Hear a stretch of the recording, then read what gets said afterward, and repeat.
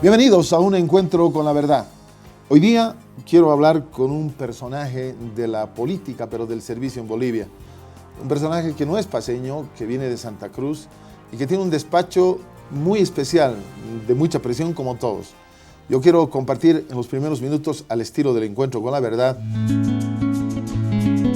Raimi Luis Ferreira Justiniano, nacido en la ciudad de Santa Cruz, es abogado de profesión. Obtuvo el diplomado en resolución de conflictos en la Universidad de Maryland en 1998 y en educación superior en la Universidad Autónoma Gabriel René Moreno el 2004. Venció el curso en gerencia pública INCAE en Costa Rica en 1999 y alcanzó la maestría en Derecho Privado Internacional en la Universidad Autónoma Gabriel René Moreno en convenio con la Universidad de Madrid el 2001. Embajador adjunto ante la Organización de las Naciones Unidas, responsable para la organización de la cumbre del G77 el 2014 y actual ministro de Defensa del Estado Plurinacional de Bolivia, cargo que le fue designado de libre nombramiento por el primer mandatario. Ferreira es también escritor, literato e historiador con al menos 13 obras publicadas entre 1995 a 2014. Muchas gracias por estar con nosotros, ministro. ¿Cómo estás? Muy buenas noches. Gracias por la invitación. Bueno, para mí es un gusto y estoy muy contento de tenerlo. ¿Cómo van? Estábamos hablando antes de salir al aire, 2 años ya en el despacho. ¿Cómo se siente? No solo en el físico, sino adentro, en la cantidad de emociones y presiones.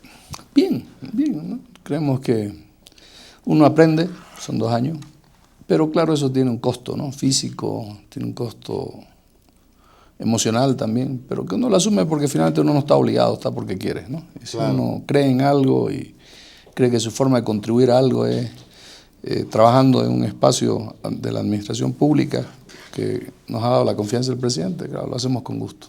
Claro, yo lo pregunto no tanto como para que digan que he sufrido el pobre, que mal, no, sino lo pregunto en el sentido de que muchas veces esa perspectiva no se la muestra, esa perspectiva queda oculta, más en la coyuntura, el problema, ¿qué dice usted? ¿Por qué? ¿De cómo?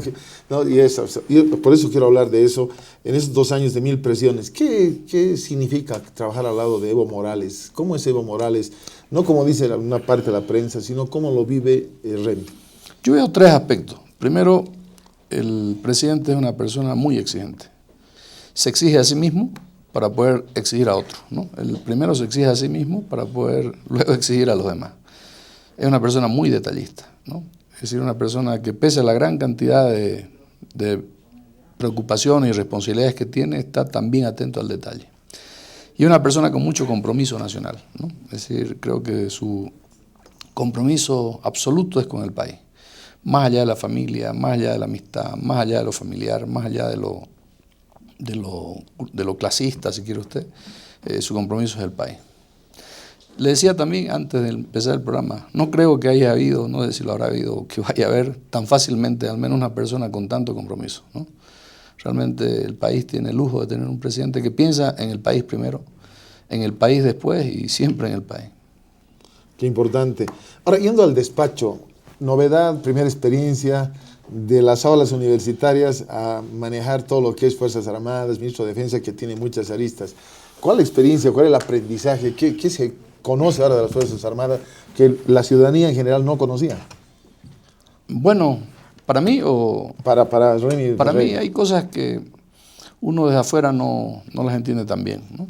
Ya adentro uno se da cuenta de la problemática, de lo sacrificado que es también la vida de los militares.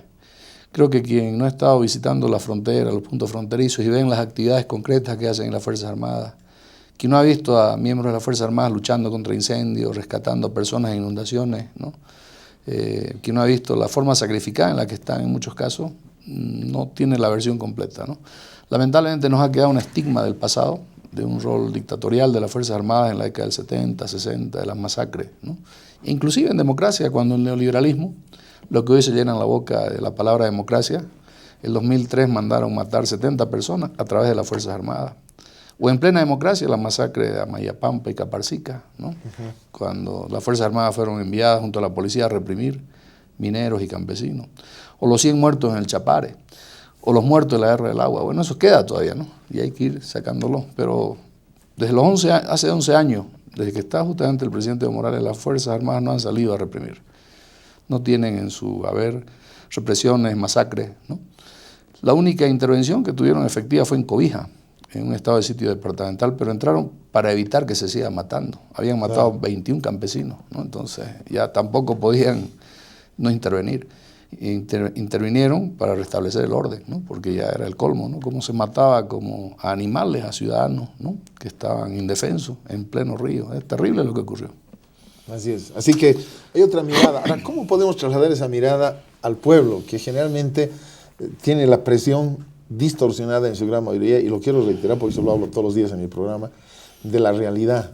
Distorsionada porque hay gente que le interesa que sea distorsionada, pero ¿cómo transmitimos eso? Que empecemos a estar orgullosos primero de nuestro país, de nuestras instituciones y de las cosas buenas que pasan, porque pareciera que hay un virus que todo está mal.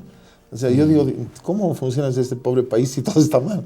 Pero quiero enfocarme en eso. ¿Cómo podemos hacer que el pueblo mire a las Fuerzas Armadas con el respeto que merece toda institución? Yo creo que más que con discursos es con hechos, ¿no? Yo creo que hoy cuando las Fuerzas Armadas se dirigen, por ejemplo, a un pueblo, la gente no se asusta. Sabe que va a distribuir el Juancito Pinto, el bono dignidad, o va a trabajar apoyando en campaña de alfabetización, o en vacunación, o en apoyo de emergencia civil y desastre. Por lo tanto, la gente la ve con respeto a las Fuerzas Armadas. Ha cambiado. Si usted ve, yo he visto ya varias corrientes de opinión dentro de las instituciones del Estado que mayor respeto y aprecio tiene están las Fuerzas Armadas. No es fácil cambiar eso, ¿no? Pero es un proceso lento que no pasa por el discurso, por spot, ¿no? De medios de comunicación, pasan los hechos. Yeah. Creo que también influye mucho el nuevo trato que se le da ahora a los soldados, ¿no? La mejor alimentación, el seguro médico, las mejores condiciones. No en todas partes, ni es completo, por supuesto, pero si uno compara hace 20 o 30 años atrás hay un cambio sustancial. Lo mismo pasa con los jóvenes premilitares. Entonces es un proceso que está yendo. Claro, hay una campaña intencionada, ¿no? Hay campañas que distorsionan la verdad. Hablan de bonos y dicen que se triplican y no, matemáticamente no explican cómo se triplica. Claro. Cuando el básico de un general es 5.000 bolivianos. Que si no tuviera el bono de antigüedad no pudiera ganar más que un director general de un ministerio, ¿no? Eso no se lo dice, ¿no? Son con verdades a medias que se tratan de taponar. Hay errores, por supuesto. Creo que los principales errores en estos últimos años han sido el desastre de algunas empresas como Enabol, las barcazas, o lo que ocurrió con la empresa de construcciones, ¿no? Son ejemplos latentes, es cierto. Pero no se mira, por ejemplo, de que tenemos empresas como Cofadena, que ya durante 6 años consecutivos tienen superávit. De 7 empresas de Cofadena, antes 5 eran deficitarias. Hoy de las 7, 6 tienen superávit y una sigue siendo deficitaria. O TAP, por ejemplo, Transporte Aéreo Boliviano. Entre el TAP y Cofadena se aportan más de $2 millones al año para el bono Juancito Pinto, pero nadie dice eso, ¿no? Se enfocan en aspectos que han sido errores, sin duda, ¿no? Ocurre que antes las Fuerzas Armadas no tenían recursos, se les dan sin experiencia, y corrupción también ha habido de algunos malos oficiales, pero no se puede generalizar. En estos 2 años, ¿qué puntos álgidos o qué puntos importantes ha tratado Remy Ferreira? Porque lo he visto ahí, además con pasión, que eso no es muy común. Generalmente uno se cuida las palabras, mira que no, pero si brotaba la pasión, obviamente bien dichas palabras para mí, de eventos que han pasado. ¿Cuáles eventos en estos años han marcado un poco la gestión en el Ministerio de Defensa? Para mí el tema marítimo ha sido importante, ¿no? Creo de todos y usted, en todos los aspectos. Haber participado en el comité del Diremar, en la comisión de la Dirección Marítima, es una experiencia inolvidable, ¿no? Porque hemos entrado a detalle, a profundidad histórica, jurídica, ¿no? Argumental de nuestros derechos. Me ha permitido conocer a fondo algo que como académico siempre me ha interesado, pero que no conocía con la suficiente profundidad. Ajá. Hoy creo, o modesto, humildemente, creo saber muchas cosas que en general no se las dicen, ¿no? Y que están en esos enormes aportes que han hecho los diferentes estudiosos, abogados, historiadores, con las que se han cimentado nuestras posiciones en la Corte, ¿no? Eso para mí es algo invalorable, muy importante. En este tema del mar, que es tan importante, yo sé que hay cosas que no se pueden hablar porque Diremar tiene sus estrategias, etcétera, pero ¿cuál es la opinión general? ¿Han sido reforzadas las ideas, las posiciones, la seguridad de que no estamos chapaleando ni estamos sin timón? ¿Qué podríamos hablar en general, obviamente? Yo creo que los bolivianos debemos estar optimistas del 2018. En 2018 la Corte Internacional de Justicia de La Haya tiene que dar un fallo sobre nuestra demanda. tengo la certeza de que va a ser una demanda favorable a la petición boliviana, porque hay 4 cosas que tenemos que tomar en cuenta. Esa demanda apunta a probar de que hay algo que no está resuelto entre Chile y Bolivia, algo que ha sido sometido a discusiones sobre las que han habido ofertas de parte de Chile a Bolivia, y se lo ha demostrado argumentalmente desde el 1895 hasta la fecha, hasta el 2011 en realidad. Ha habido expresiones, memorándum, notas, cartas, declaraciones en el sentido de resolver un problema. Y ese es un primer aspecto que la Corte de La Haya no puede obviar a mi criterio. ¿Hay o no hay algo sin resolver? Es la primera pregunta. Toda la argumentación que se ha planteado, pero la misma realidad creo que demuestra, ¿no? El ciudadano común se da cuenta que hay algo sin resolver. Porque el Tratado de 1904, si quiere, resolvió el estatus de guerra, ¿no? Definió límites, pero no abrió un camino de integración ni de amistad, ¿no? La relación de Bolivia y Chile son anómalas, ¿no? Y es porque algo está irresuelto. Segundo, hay una verdad histórica. Bolivia nació con mar, ¿no? Eso es incuestionable. La Corte de La Haya ya lo ha dicho, incluso en el fallo del 24 de septiembre del año 2015, cuando aceptó su competencia, cuando Chile impugnó la competencia. Sí, Bolivia nació con una costa marítima. Tercero, es evidente y está documentado de que han habido propuestas unilaterales, y propuestas unilaterales permanentes y reiteradas generan derecho. Y eso, hay sentencias en esa línea, hay jurisprudencia, líneas jurisprudenciales que lo afirman. Ese es un tercer elemento. Y cuarto, muy importante, aunque ya no es un tema jurídico, es un tema moral, hay un tema de justicia, ¿no? Hay un sentido de injusticia. Bolivia ha sido víctima a través del despojo de su costa y de su territorio, de una condición económica adversa a la que nos ha llevado la mediterraneidad. Bolivia ha perdido millones, ¿no?, de millones de dólares en el cobre, Chuquicamata, en la extracción del salitre, ¿no?, del guano, de la explotación de la costa, de la pesca, ¿no? Entonces esas 4 son evidencias que yo no creo que la Corte pueda obviar, ¿no? Yo creo muy difícil que esos 4 elementos puedan ser pasados por alto en un Supremo Tribunal cuya principal función y misión es hacer justicia entre los estados para evitar la guerra. Esta relación entre Bolivia y Chile, pero básicamente entre gobernantes, el presidente es de pasión. Cuando manda un tuit, que lo tienen elaborado ahí, provoca reacciones, ya sabemos de quién. El canciller empieza a zapatear en el mismo lugar. Dice que manda todos sus correos a no deseados, entonces lo más sencillo es eliminar la cuenta. ¿Para qué tiene que mandar ahí? Pero bueno, ¿cómo se está manejando esa parte? La otra, autoridades, en las cuales incluyo a Remy, cuando declara, hay repercusiones, aunque muy escasa en el canal oficial de Chile, pero nosotros sí, sobre nuestra posición, sobre nuestra diferencia entre lo que son los gobiernos y los pueblos. Eso me ha gustado mucho en muchas declaraciones. ¿Cuál es el sentimiento? ¿Cómo se aguanta, Remy, de no decir más cosas? Porque provocan, nosotros que somos pueblo, las decimos, pero no se amplifica como una autoridad. ¿Cómo se vive? Yo he tenido la suerte de estar varias veces en Chile, muchas veces, y he estado en la época de la dictadura. Le comento como anécdota que el año 1986, 87, en realidad diciembre del 86, enero del 87, hubo una acción solidaria con los pueblos mapuche que la Confederación de Estudiantes Latinoamericanos promovió como una actividad de lucha contra la dictadura. Estaba Pinochet, ¿no?, en su apogeo. Y yo tramité una visa, y en el consulado aquí en La Paz, sabiendo a lo que iba, me la dieron, ¿no? Pinochet nos dio la visa y fuimos. Y hemos estado, nos estuvieron en algunos pueblos, ¿no? Quiero acordarme ahorita el nombre, de Temuco, ¿no? En la estación ferrocarrilera nos estuvieron, pero nos soltaron, no estuvieron ni 2 horas detenidos, no nos pegaron ni mucho menos. Fuimos al sur, a Cautín, ¿no? Pese a que nos vigilaba la policía, no nos detuvieron. Y volvimos, y ahí uno conoce, ¿no?, la solidaridad, el nivel humano, la fuerza de las relaciones sociales con el pueblo, ¿no? El pueblo chileno es un gran pueblo.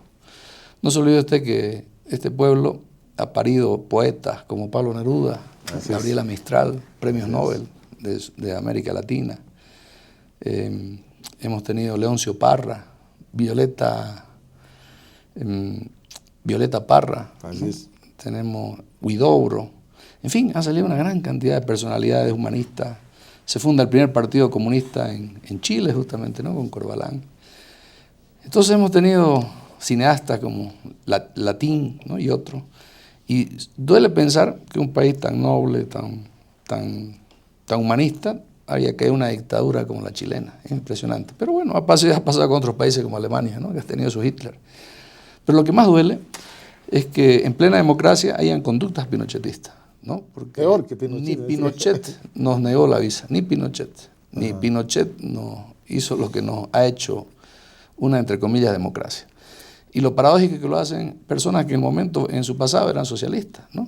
Heraldo Muñoz era del Partido Socialista. Bueno, ahora dice ser socialista, pero es un fantoche de la derecha, ¿no? Yeah. Entonces nosotros identificamos muy bien, ¿no? Conocemos muy bien al pueblo chileno, lo apreciamos, y sabemos que estas expresiones conservadoras son expresiones que no representan la totalidad del pueblo. Por lo tanto, hay que diferenciar eso. Y lo mismo ocurre en Chile. Pues el pueblo chileno aprecia al pueblo boliviano, ¿no? Sus dirigentes, algunas alcaldesas desubicadas como la de Antofagasta, ¿no? O el canciller o ese diputado Lacut, ¿no? Sí.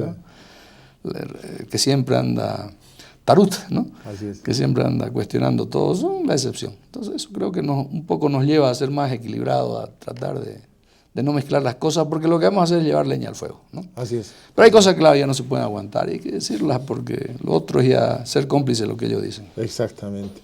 Ahora, ¿cómo se puede hacer para que el pueblo chileno conozca más la verdad? Se estaba intentando destruir el libro del mar, fue confiscada la edición y prohibida, etcétera.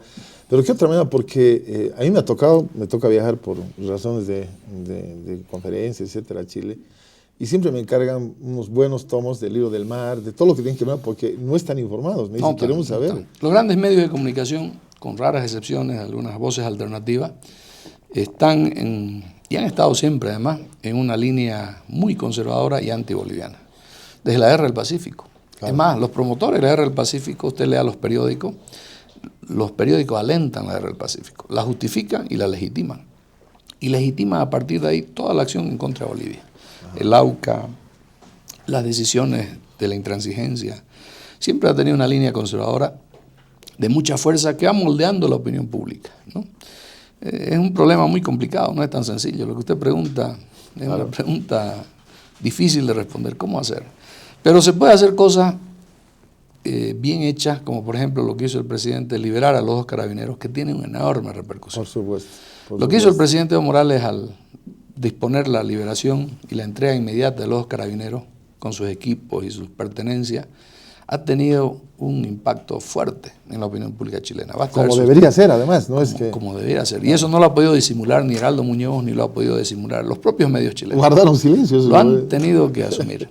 Es más, eso ha forzado a las negociaciones estas que han habido, porque no podían quedar ante la opinión pública mundial y ante su opinión pública como ultraconservadores, intransigentes, ¿no? Reaccionarios. Cosas así creo que ayudan bastante, ¿no? Bolivia lo ha venido haciendo siempre. El año pasado hemos devuelto carabineros, turistas que estaban sacando fotos ilegalmente, movilidad robada, pero la prensa no le da tanta importancia. Como estos sí creyeron, porque cayeron en una trampa, creyeron que íbamos a asumir una actitud vengativa, íbamos a devolver ojo por ojo, diente por diente, y salió al revés, ¿no?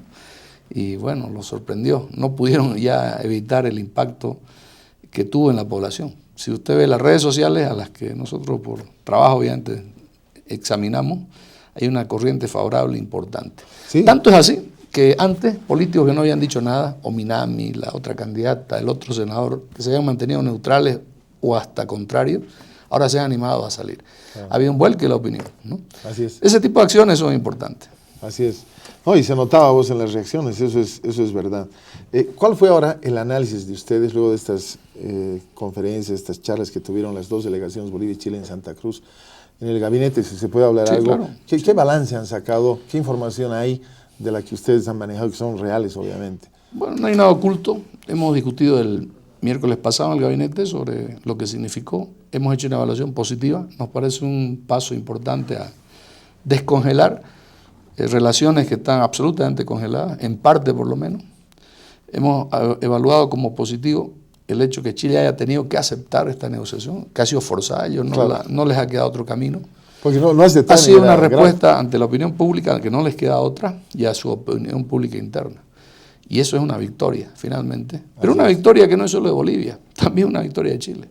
Porque lo paradójico es que estamos peleando por una relación que le hace bien a los dos.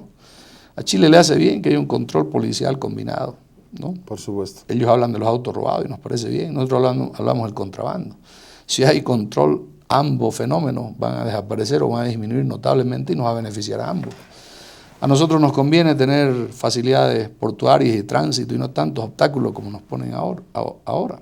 A ellos, si esto se da, incrementa el propio flujo de la actividad comercial que indirectamente también les beneficia. Es decir, estamos hablando de un juego ganar-ganar, en el que Chile, por una cuestión política, desde el 2011 ha planteado una acción contraria, ¿no? ¿Qué ha ocurrido? Fíjese que hasta el 2011 las relaciones eran muy cordiales. Hubieron reuniones frecuentes, ¿no? Del presidente Lagos, de la presidenta Bachelet, con Mesa, con Rodríguez, con el presidente Morales, ¿no?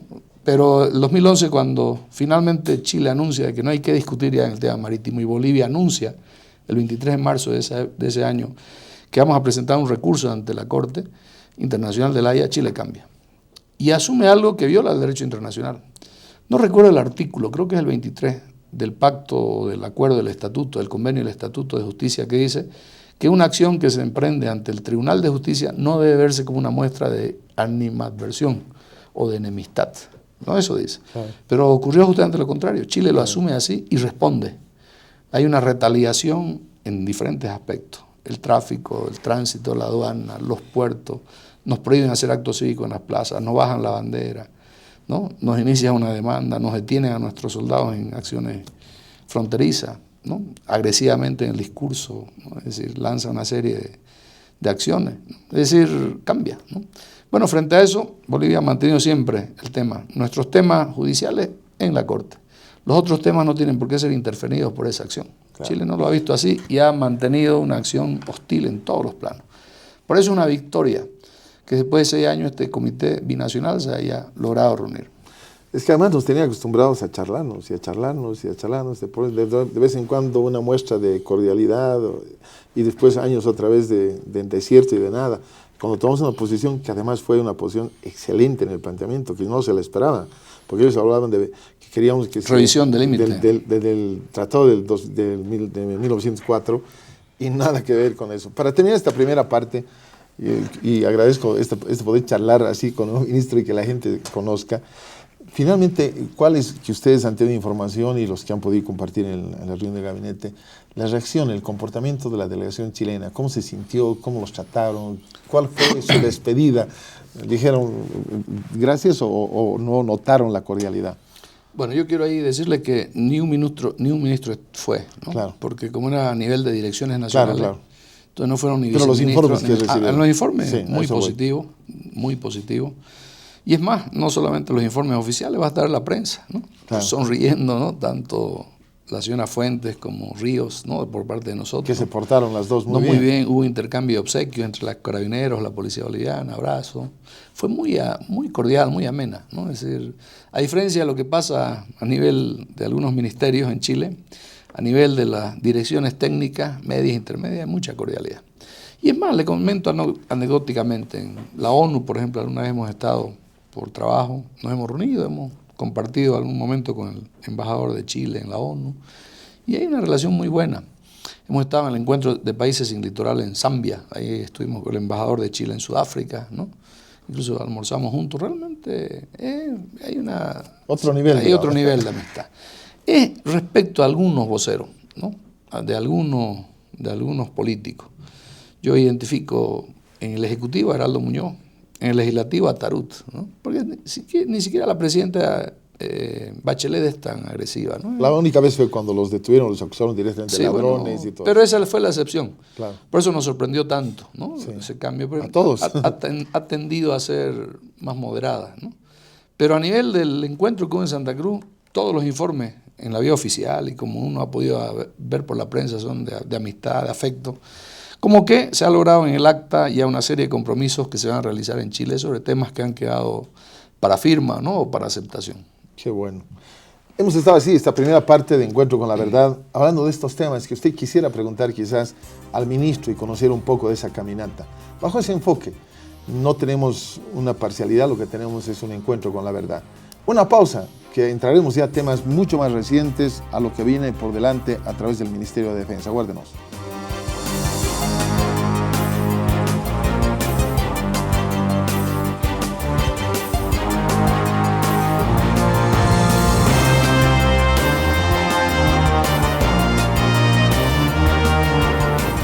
Bueno, estamos ya acá en la segunda parte, en un diálogo cordial con el ministro Ferreira, que siempre me gusta invitarlo porque tenemos este tipo de diálogo fuera, no solo de protocolo, es una autoridad, obviamente la respetamos, pero conocer más. ¿Qué viene en estos días? Este próximo domingo, 6 de agosto, tenemos festejos, las Fuerzas Armadas son parte importante.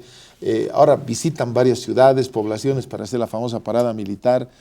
Y eso va a traer una otra pregunta luego, ¿qué hay de nuestra armamento, de nuestra posición en cuanto a equipo militar, etcétera, que la vamos a charlar luego?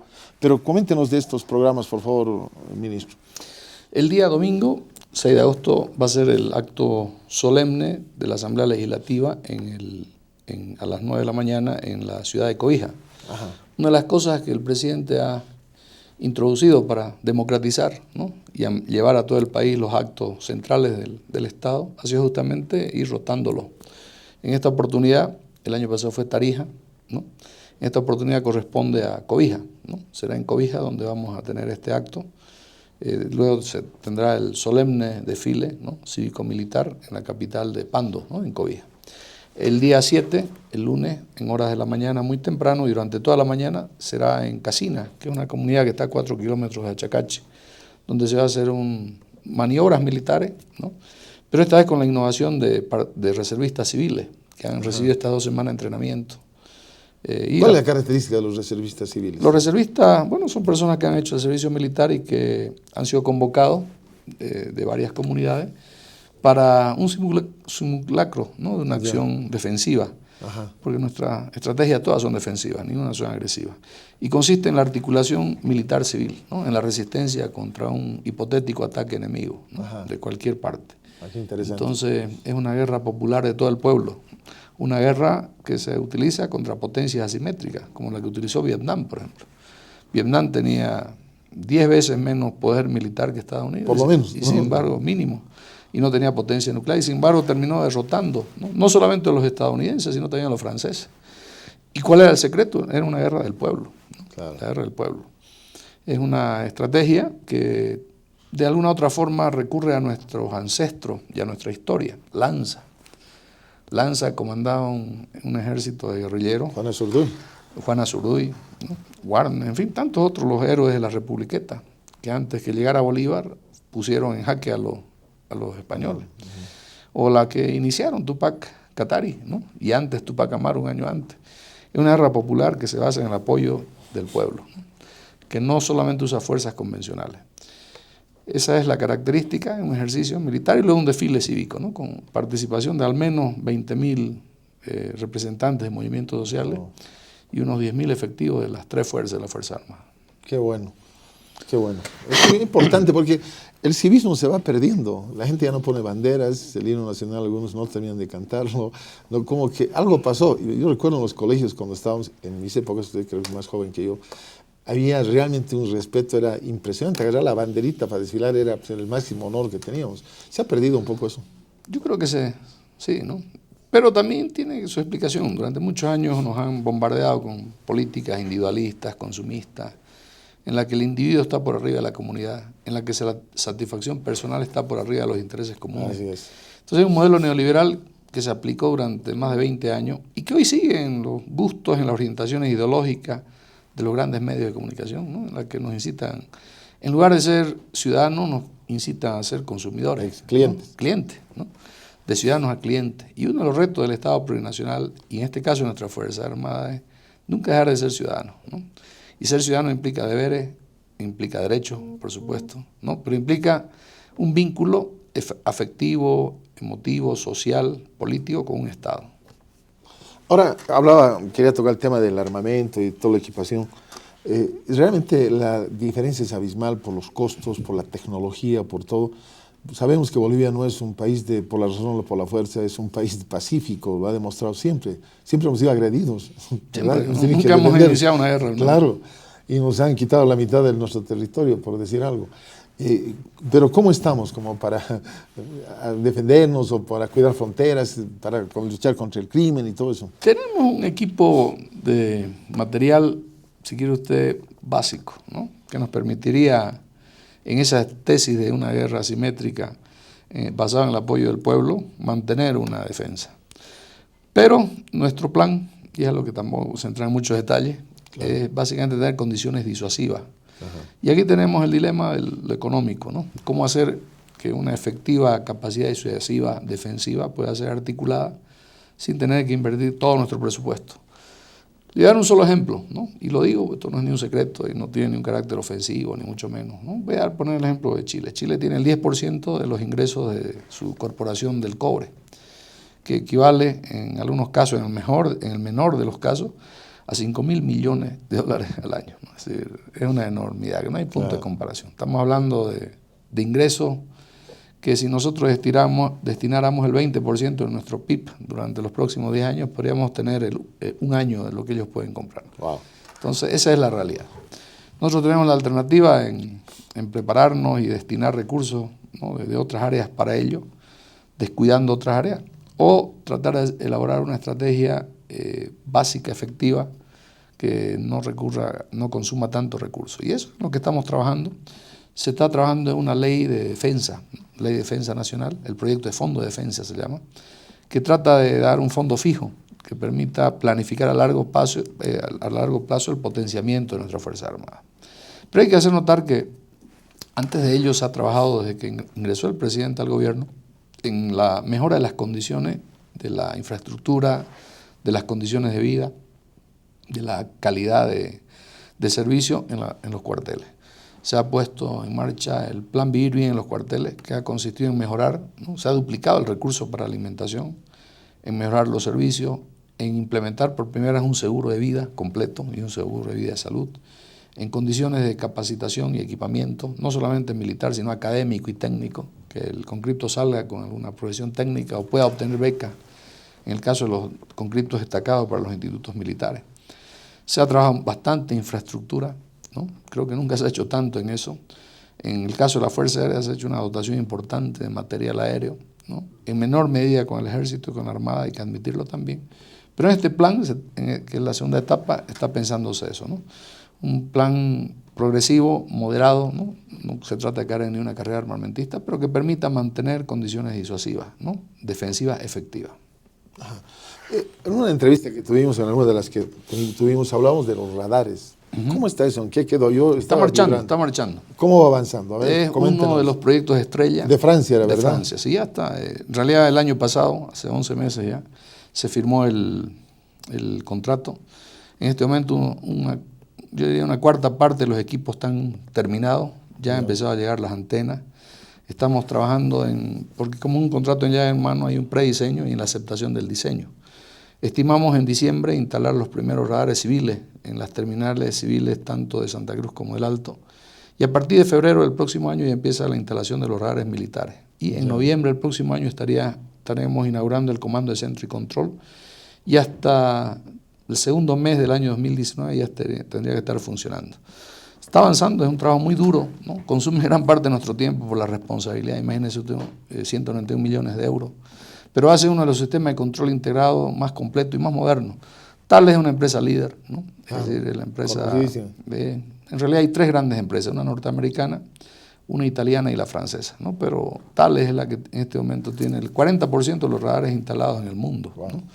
Entonces, de alto nivel, y los radares son de alta precisión. Va a tener un impacto en tres sentidos. En la seguridad de la navegación aéreo-comercial, ¿no? Hoy, no quiero alarmar, pero si usted supiera los reportes de incidentes, ¿no?, de aeronaves civiles, es decir, solo se mueven por radioayuda. Claro. Es decir, hemos tenido cuántos incidentes que por la capacidad de estrés de los pilotos y la suerte no ocurrió nada. Pero cada vez que alguna vez viajamos en aviones pequeños bajo las nubes, no sabemos si nos vamos a encontrar con una avioneta, porque no hay.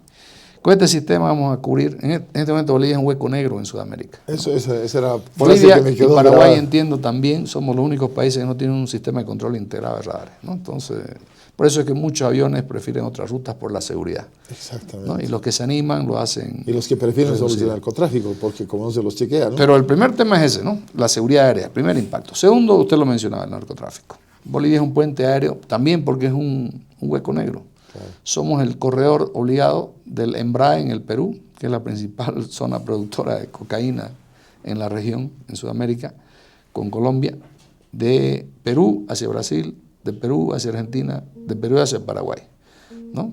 No lo hacen directo porque, claro, allá están controlados. Brasil y Perú tienen una integración de radares extraordinaria. No puede pasar una mosca allá.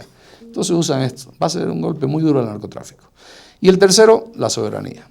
No sabemos si nos espían, si pasan. No podemos controlar, ¿no? En la defensa de nuestro espacio. Ahora, este programa, que Dios mediante va a terminar en 2019, tiene que ser complementado con un programa de naves de intercepción. De nada sirve tenerlos identificados si no tenemos aviones para interceptarlos, dirigirlos, obligarlos a aterrizar, o en última instancia, pues la ley no nos faculta derribarlos, ¿no? Claro. Entonces, esos son los 3 niveles de impacto. Quiero decirle que es un trabajo muy exigente, no queremos cometer errores, hemos estado discutiendo precios por detalle, precios unitarios, haciendo comparaciones, por eso hemos tardado mucho. Podríamos haber adelantado más, pero preferimos ir despacio, pero estar seguros en lo que estamos haciendo, ¿no? Que no haya ningún error. Por suerte, TAL es una empresa no solamente tecnológicamente moderna, una empresa ética, correcta, ¿no? Con estándares de calidad muy altos, y ha sido fácil entendernos en el sentido de cumplir los protocolos, la regla, la normativa nacional. Qué importante. Esas son buenas noticias porque uno anhela ver un radar. Había un radar, no sé si era radar, había uno en el alto. Pero ya que vamos a hablar de radares también, y es bueno porque desde ahora hay que hablar del debate, el tema no es solo la instalación. Instalar un sistema de radares moderno es caro, pero mantener un sistema de radares, ¿no? Y especialmente militares no es barato, ¿no? Entonces, coméntenos más de eso. ¿Cómo? Ya Bolivia tuvo 2 radares italianos, en Trinidad y en Santa Cruz. Funcionaron 2 meses y por el consumo de electricidad, que en esa época era mucho más alto, ¿no? Era otro tipo de maquinaria, se paró, porque no se previó esa segunda parte. Entonces hoy estamos trabajando en un reglamento en el que se destine y se defina con claridad la fuente de financiamiento, ¿no? Es obvio que lo de Asana, la DGA tendrán que hacerse cargo de los civiles, ¿no? Pero en el caso de los militares tiene que haber una fuente, que no va a ser la de los civiles, por supuesto, ¿no? Claro. Que tendría que verse una tasa, un impuesto, un porcentaje. Y así como se usa recursos hoy para la lucha contra el narcotráfico, muy importante, que da resultados, debiera haber, ¿no? Ya sea por la cooperación internacional o por nuestros propios fondos, un plan destinado a largo plazo para el mantenimiento y el funcionamiento de los radares. Ahora, lo importante es la seguridad para todos los usuarios, en todos los niveles, eso es clave. Pero no tenemos que dejar solo instalados los radares, tienen que funcionar. Exactamente. ¿No? Y tienen que ser bien mantenidos, porque si no, si bien tienen una garantía de unos años, si no se los mantiene bien, van a ir arruinándose. Y una inversión tan cara debe preverse a mediano plazo su mantenimiento. Por eso es que queremos y estamos trabajando en un decreto, ¿no? Que garantice, y si es necesaria una ley que garantice fondo fijo, la posibilidad de una tasa, un impuesto especial para la seguridad aérea, habría que verlo, ¿no? Pero sin afectar de ninguna forma los ingresos que ya tiene Asana o la DGA, ¿no? Que son ingresos ya consolidados y que más bien van a ser parte solamente para el tema civil, ¿no? Pero para el militar estamos muy preocupados en ese reglamento, porque no solo se trata de inaugurar radares, ¿no? Se trata también de que se mantenga a largo plazo. Más bien que no es poner la piedra fundamental, porque años atrás nos quedamos en esa historia, ¿verdad? No es fácil, pero lo tenemos que hacer. Y en esto creo que hay conciencia. Le digo, incluso en la oposición, pese a que nos critican, nos piden informes, ellos también son conscientes de que volar en el país ahora no es muy seguro, ¿no? Entonces, y si ocurre un accidente algún día sería terrible. Pero también la oposición es consciente que el narcotráfico opera a sus anchas aquí porque no tenemos cómo detectarlo. Entonces creo que en eso va a haber seguramente siempre cuestionamiento de la oposición, pero en esto creo que hay cierto consenso que queremos aprovechar para hacer esa normativa que permita en el futuro su funcionamiento. Y no solo consenso, hay expectativa de los bolivianos. Yo de verdad desde niño anhelo ver un radar en Bolivia, porque en el exterior cuando uno viaja ve tantos radares y qué emocionante. En diciembre, Dios mediante, vamos a invitarlo a la inauguración. Por favor, en el Alto. Voy con mi casco y todo eso para... Pero es un radar civil todavía, no los militares, eso recién al año. Pero igual da ganas de hacer así. Tenemos unos minutos más, quería invitarle a que pueda compartir con todo el pueblo en el país, y llegamos a país alrededor también, que es una maravilla, claro, todas las fronteras y ciudades más adentro, todos los países, inclusive Venezuela, que no es frontera, y Colombia. Para que pueda expresar algo que no le he preguntado, pero que quisiera que el pueblo sepa de su despacho, de su trabajo y de todo. Bueno, ¿qué podría yo agregar a lo que usted me ha preguntado? Me gustaría comentar que la experiencia que estamos viviendo ahora en este gobierno es una época privilegiada. Estos 11 años son años diferentes. Los que ya tenemos cierta edad ya no podemos ser llamados jóvenes, es más, cada vez más nos van a llamar viejos. Hemos podido vivir otras épocas. Yo he tenido la la suerte, entre comillas, y la mala suerte de vivir en la dictadura. Sé lo que es el toque de queda y no poder salir después de las 6 de la tarde, ¿no? Lo viví en una época del 73, pero con más fuerza y ya más joven en el 80, ¿no? Sé lo que es no poder hablar, lo que no es opinar. Es ver actuar el narcotráfico del Estado con García Mesa o con el MNR cuando el caso de Huanchaca, ¿no? Con colaboración oficial escapan, ¿no? O el caso de Barbachoca, las 5 toneladas de cocaína, o cuando el narcotráfico financiaba a políticos, el caso de Oso Chavarría. Hemos visto cuando las empresas eran las que ponían la regla, o cuando otros países ponían la regla en nuestro país, y cuando el crecimiento con suerte era 1 o 2%, y cuando las políticas y los mensajes presidenciales no eran para buenas noticias, siempre era para ajustarse los cinturones y medidas que siempre venían impuestas de afuera. Yo he oído eso durante décadas, la conozco muy bien. Y me preocupa mucho porque el 70% de la población tiene menos de 30 años, ¿no? Y no ha vivido eso. Y claro, cae presa fácil en los cantos de sirena de justamente eso, lo que hacían eso, ¿no? Ahora me da chiste que aquellos que sacaban fotos con Oso Chavarría, ¿no? Aquellos que eran cómplices de que se escapen los asesinos en Huanchaca, ¿no? Bien ahora ellos o sus pupilos a hablar, ¿no? Me da pena porque hay gente que le está creyendo, ¿no?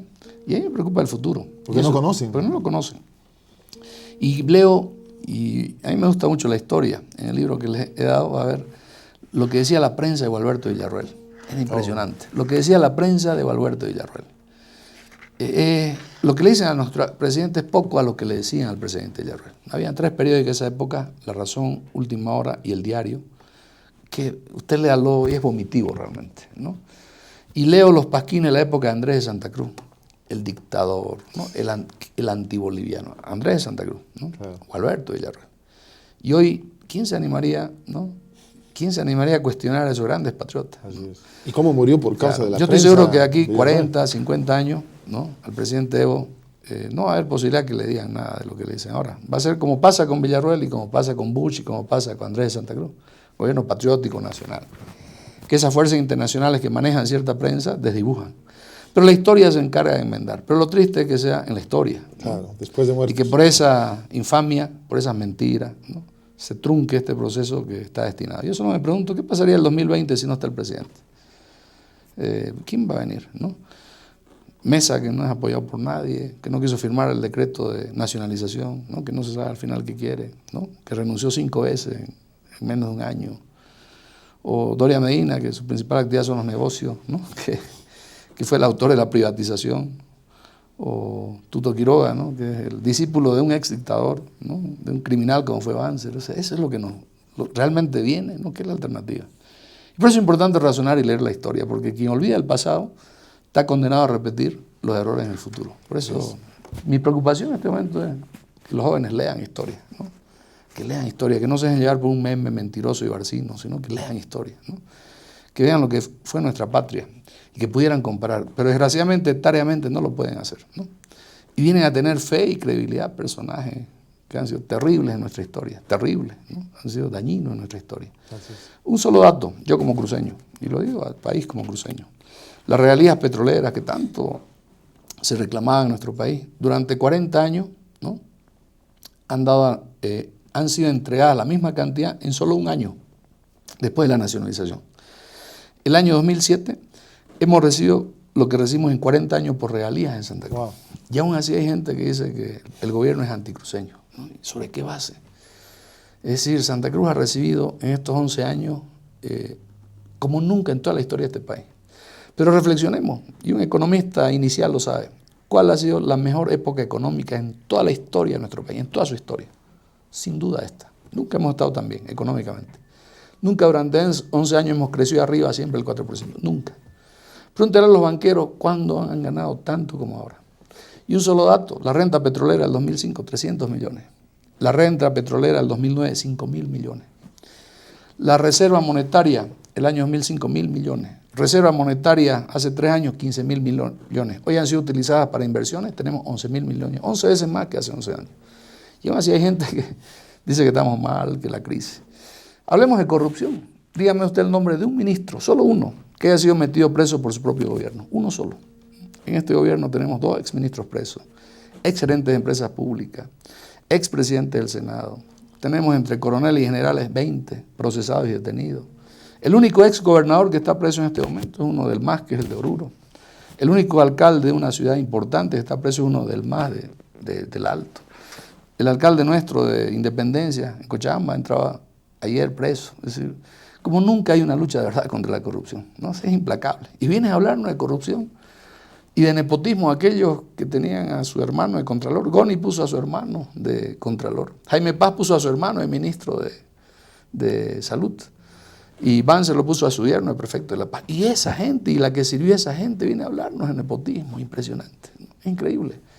Por eso, mi preocupación de verdad es trabajar con los jóvenes, ¿no? Tenemos que trabajar con los jóvenes. Pedirles que lean, nada más. Que no sean masistas, ¿no? Que lean, simplemente que lean. Porque una persona que lee, es difícil que le metan el dedo a la boca. Cuando sabe la verdad, uno no vive del engaño. Por supuesto. Esa es la clave. Mil gracias por el tiempo, ministro. Realmente siempre es importante hablar, compartir y conocer las ideas y los argumentos, sobre todo argumentos que están basados en hechos reales, no están basados en un querer o quizás son hechos reales. Gracias por el tiempo. Muchas gracias a ustedes, Pastor. Algún saludo a toda la audiencia que siempre es pendiente de nuestros invitados. Un saludo a todos los televidentes, cariñosos como siempre, y al servicio de ustedes. Está con nosotros en este encuentro con la verdad Remy Ferreira. Justiniano, él es ministro de Defensa. Gracias, hasta un nuevo encuentro.